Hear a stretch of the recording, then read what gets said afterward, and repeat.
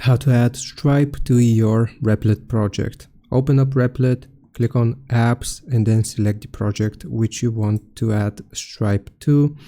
Now from the prompt screen, we will give it the prompt, add a one-time Stripe payment. If you want to add a subscription, you will give it a different prompt. And now we just need to wait for Replit to come up with a solution. So here, once this is complete, it should ask us for actually it's going to give us connect to Stripe directly as an option. So we're going to click on yes, proceed. Once you click on yes, proceed, then here, just give it some time to work again. It's going to tell us that it is not available in all countries, but it's going to install the Stripe package. And once this has finished installing the Stripe package, like I said, it should ask us. Stripe is now connected. Let me set up the database and add the payment functionality to your app.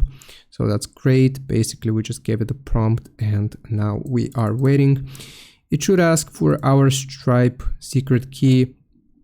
Okay, let me create the necessary files. Basically, this is a pro of the Replit software. It just does everything for you, so that's a huge plus.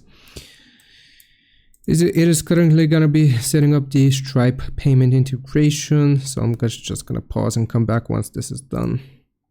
Okay, so that took about 10 minutes. Now what you need to do is to publish your app. So here you just want to click on republish.